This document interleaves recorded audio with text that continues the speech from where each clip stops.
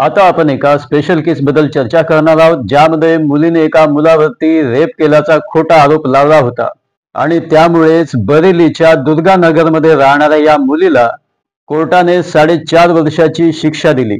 जेवढे दिवस तो मुलगा त्या जेलामध्ये राहिला तेवढेच दिवस ॲडिशनल सेशन जज ज्ञानेंद्र त्रिपाठी यांनी त्या मुलीला जेलामध्ये राहण्याची शिक्षा दिली. तर काय आहे हे नेमके प्रकरण, कोर्ट प्रोसिडिंग व पोलीस फोर्सचा मिसयूज केल्याचा काय परिणाम होऊ शकतो, हे सर्व जाणून घेऊया आजच्या या एपिसोडमध्ये.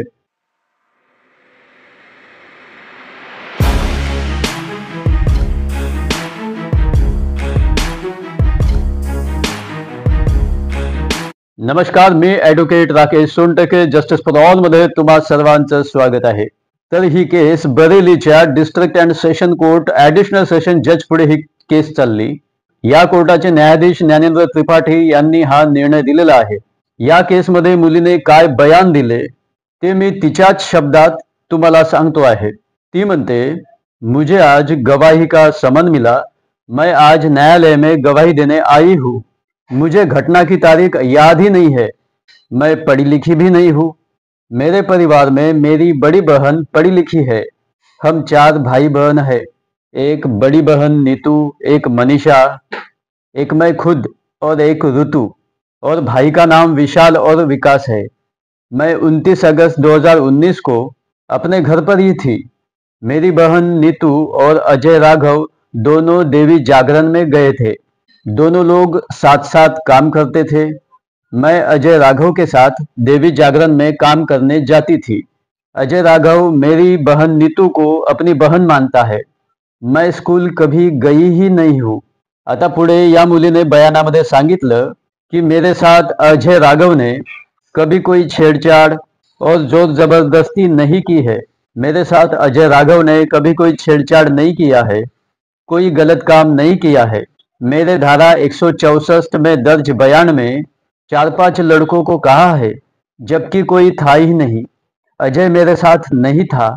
मुझे अजय राघव कभी दिल्ली लेकर नहीं गया. मैं घटना के बाद थाने उपस्थित हुई थी.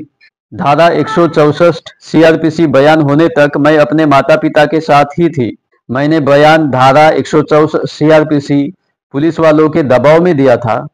मुझे कभी भी अजय राघव ने कोई नशीला पदार्थ या कोल्ड ड्रिंक में नशीला पदार्थ नहीं दिया था. थाने में एफआईआर लिखाने गए थे. एफआईआर थाने में दरोगा जी से लिखवाई थी. घटना वाले दिन मेरी बड़ी बहन नीतू ने मुझे अजय राघव के साथ नहीं देखा था. यह कहना सही है कि जानबूझकर बिना किसी कारण के अभियुक्त अजय राघव के खिलाफ मुकदमा दर्ज कराया. यह कहना भी सही है कि मेरा अजय राघव से कभी कोई संबंध नहीं था. मुकदमा मम्मी जी ने लिखवाया था. मम्मी जी अजय राघव से नफरत करती थी क्योंकि वह घर आता था. मेरी बड़ी बहन इंटर तक पढ़ी है, परंतु मुझे यह नहीं पता कि कहाँ से पढ़ी थी. मैंने जो बयान मैजिस्ट्रेट के सामने दिया उस समय मेरी उम्र 15 वर्ष थी. इसी न्यायालय में मैंने शपथ पर झूठा बयान दिया था. मैंने मम्मी के कहने पर बयान दिया था. आता हे बयान कोर्टामध्ये या मुलीने स्वतः दाखल केले. अजय राघववर रेपचा आरोप लावण्यात आलेला होता आणि हा अजय राघव जेलमध्येच राहिला, कारण त्याच्यावर या गंभीर अपराधाचा आरोप लावण्यात आलेला होता.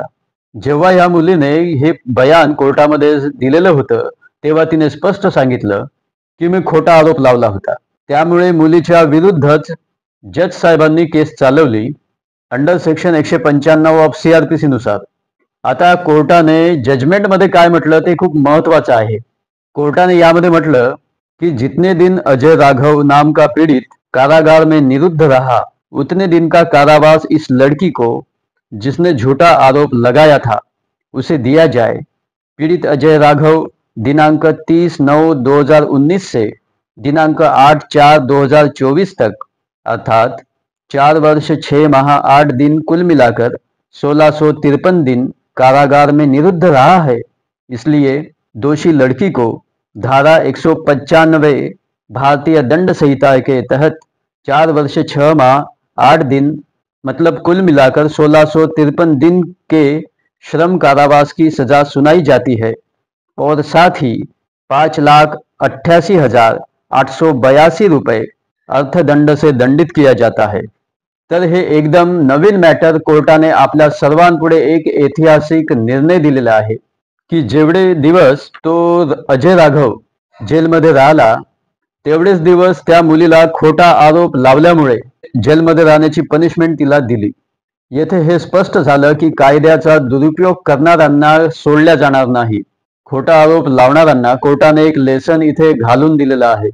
यामध्ये सरकारी वकील सुनील पांडेने सांगितले की 2 सप्टेंबर 2018ला बारादरी पोलीस स्टेशनमध्ये अजय राघवच्या विरुद्ध या मुलीला पळवून नेऊन तिच्यावर अत्याचार केल्याचा आरोप लावण्यात आलेला होता आणि या आरोपाच्या अनुषंगाने ही रिपोर्ट देण्यात आलेली होती। कोर्टातील तिच्या साक्ष दरम्यान तिने तिचे बयान बदलले म्हणजे ती होस्टाईल झाली। त्यानंतर 8 फेब्रुवारीला तिच्या विरुद्ध कोर्टामध्ये खोटी साक्ष देण्यासंबंधामध्ये खटला चालवण्यात आला।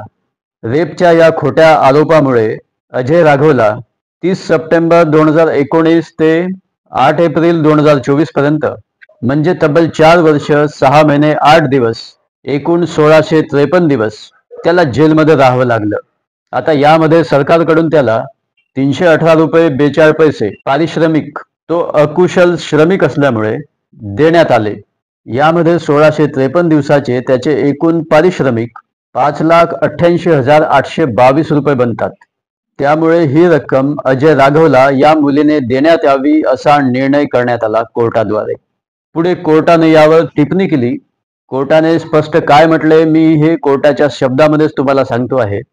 कोर्टाने म्हटले, पहले पीड़िता ने आरोपों का समर्थन किया और बाद में कोर्ट में उसे निर्दोष बताया। यह संपूर्ण समाज के लिए अत्यंत गंभीर स्थिति है जिसमें महिलाओं की सुरक्षा के लिए लागू कानून का घोर दुरुपयोग करते हुए एक श्रमिक स्तर के व्यक्ति को लंबी अवधि के लिए कारागार में बंद किया गया अशी कोर्टाने एक टिप्पणी दिलेली आहे त्यांच्या जजमेंटमध्ये। तर ही वेगळी एक केस आपल्या पुढे आलेली आहे। याबद्दल तुमचं काय ओपिनियन आहे ते कमेंट बॉक्समध्ये नक्की सांगा, कारण एक आगळा वेगळा निर्णय बरेलीच्या या कोर्टाने दिलेला आहे। तेव्हा जस्टिस फॉर ऑल मध्ये आज इतकंच। धन्यवाद।